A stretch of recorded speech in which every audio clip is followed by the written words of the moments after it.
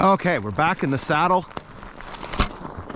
We're already a little bit behind schedule because I had to reshoot a section of video here. So again, I don't always necessarily know what's coming up here because we're kind of doing this backwards, and I've been through here before, right? So I have stuff in the GPS, but sometimes it's just it's tough to kind of have a clue what's going on.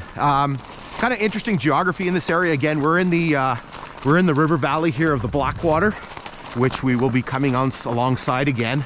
Lots of patches of jack pines here. So these are all jack pines. You can see that it looks like this area was maybe dug out here. There was lots of spots along this railway line that they dug ballast, and we're actually going to be crossing or passing a couple of ballast pits very, very shortly. I think we have another culvert. So I'm just going to, if you don't, again, it's tough doing these backwards. So I'm just gonna not talk here and maybe zoom you ahead.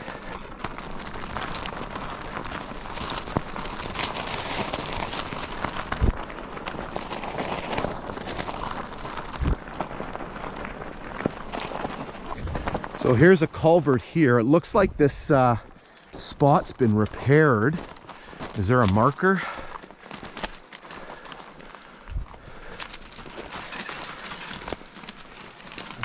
If there's a marker, who the hell's gonna say? Oh, it's way the hell in there.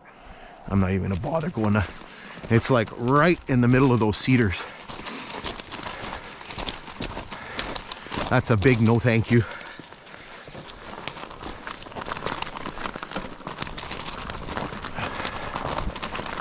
Oh, you can see the frost.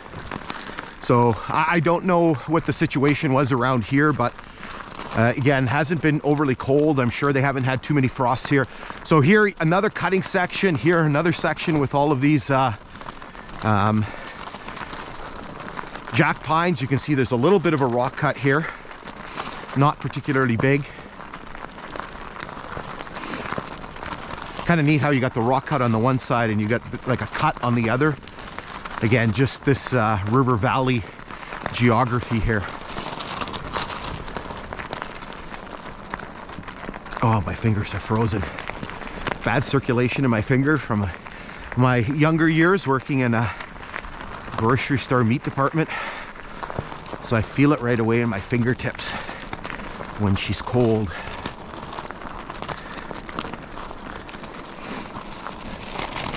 So hopefully, again, the forecast was supposed to be for clouds.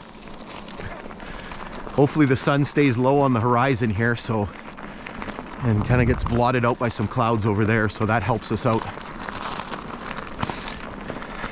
So a couple of things here. So we do have another culvert. And there's the culvert right there. I think when I was here the last time I tried to read the mileage on it, and I don't think I was very successful. So this is a concrete culvert.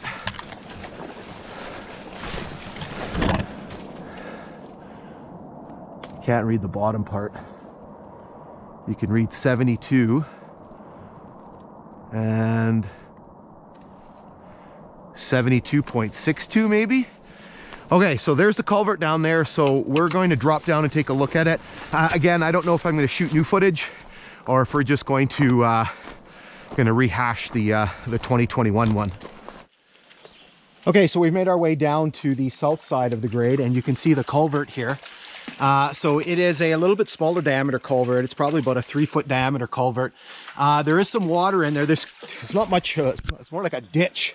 This creek here. So there's a bit of standing water inside. For the most part, the culvert looks in pretty good shape.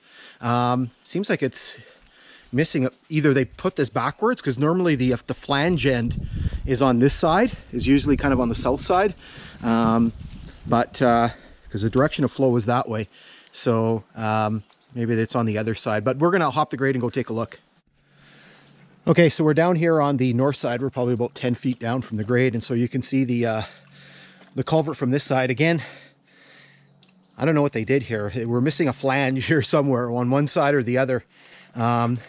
Again, you can see it's in pretty good shape. There's really not much to this. Maybe it's seasonally, but it is the end of May, and so usually there's a little bit more water, but maybe in rainstorms and things like that, it tends to fill up a little bit more. But this one seems to be in pretty good shape. Okay, so we're gonna hop back on the grade, and just continue pushing west. All right, so before we leave this area here, and we're going to be talking a little bit more about it shortly, you'll notice that some of the tree growth here is very, very short. It's very stunted. And the reason for that was that there was a massive forest fire that ripped through here in 1999. Actually threatened the community of Beardmore. They had to evacuate the community. So you can actually see, there's a telegraph pole down there.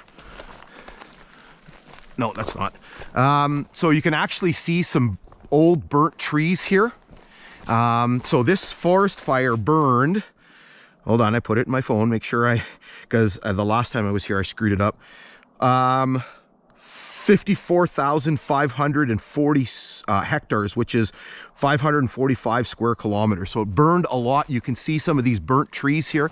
I kind of asked around to see what kind of damage it did to the railway line, but there's not really any bridges in this area. And so I don't think that there was really any damage done as far as I know. Like I said, none of the guys that I know for CN really said much about any kind of damage to the line. So this is all new growth, right? So this is all growth that's come in the last 24 years. So here, if you look on the horizon there, you can actually see some of the trees that had burned on the top of that ridge. I don't know if you can see on the camera here, but you can basically see a bunch of sticks standing up, and you'll see that in more places as we work our way along. Okay, so let's jump on the bike momentarily, because if it's not gone, there's something to take a look at here. Here you can maybe see those trees a little bit better. And you can see one here. So lots of burnt forest here. So we'll see if this thing is still here. Nobody took it. So when we did this the last time, I didn't notice it. I noticed it on the way back. There it is, it's still there. So basically what we have is we have a speed sign. So the speed was restricted on this line. This was the Kinghorn was a secondary line. And so the speeds were not as high as they would be on the main line. So you can see here the speed 25 sign. So again, in miles an hour, you can see the obligatory bullet holes and the shotgun blast to it. Okay, we'll jump back up on the grade. Okay, let's resume our journey here.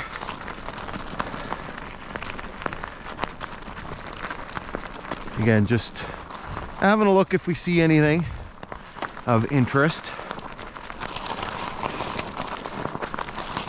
Lots of rock cuts, lots of cuts as we go through this river valley here. A lot more rock cuts than you would sort of expect. We're kind of getting into a little bit more of a sort of a rockier area of the Blackwater. Really, we haven't seen, if you watch some of the previous videos, you don't see a lot of rock work along the Blackwater here. Mostly just cuts. So again, jack pine area here.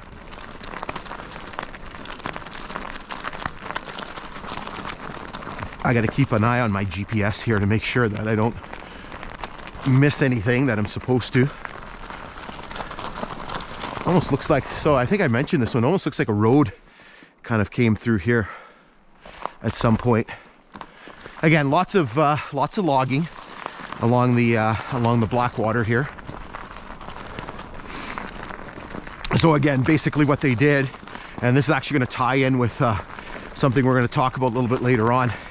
They would cut the logs and then dump them in the Blackwater, float them down to Lake Nipigon, and then raft them down the Nipigon River to the paper mills and the sawmills. sure what this marker is for.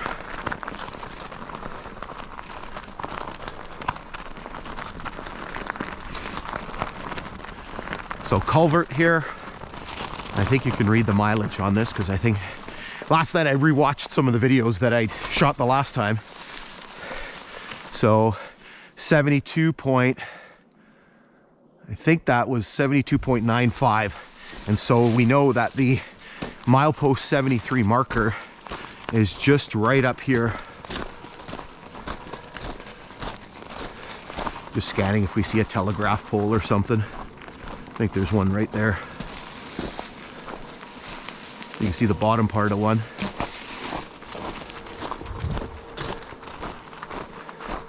So I think the milepost 73 marker is right here. Well, sorry, not the marker, the post. The marker is gone. So there's the milepost 73 marker. So somebody is likely liberated the sign. So at least we got the pole here, so at least we know where it is. Okay, so let's pause here momentarily and then we'll continue on to the west. Okay, back in the saddle, getting through yet another rock cut here. Another piece of tie there. So you can see this rock cut is a little bit higher. Probably in the, I don't know, 8-foot range, 9-foot range. I don't know. Again, I'm terrible at guessing the height of stuff. All right, the sun might be making an appearance here, which I'm not going to be overly impressed with.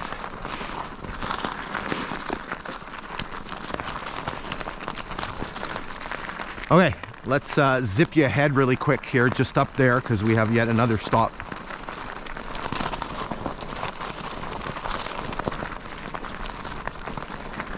Oh, a partridge, and there's one. The other one didn't take off. Where's the other one? There it is, right down there. And there it goes. Luna loves to chase the partridge. Okay, so let's get up here. Right here, so there's a culvert here. So we have a mileage on the culvert.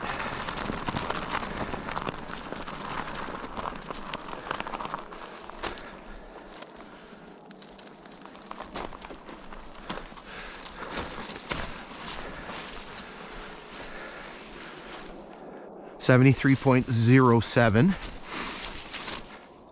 Okay, so right around here somewhere we have another stopping point.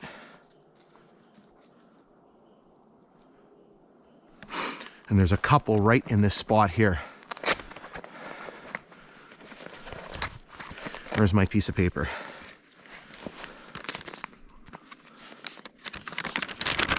So at milepost 23.4, from 1942 to 1946, we had a 4-car spur connected at the west end belonging to the Beardmore Lumber Company.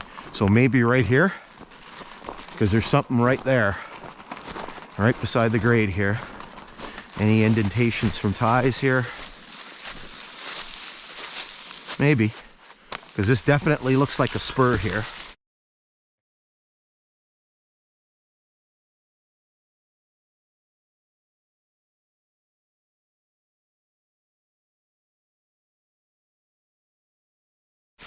Okay, so there's that, and then right up here,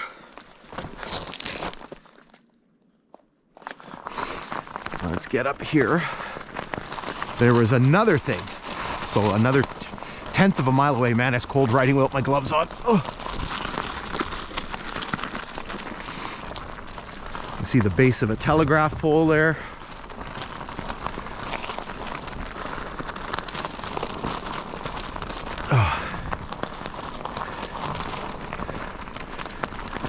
You can almost sense that there's kind of a bit of a disturbed area here.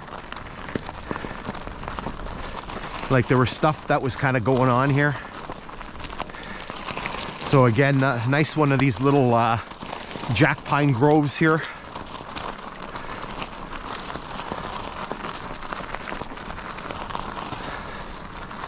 All right, so here, right here, there was yet another thing. So this was a flag stop.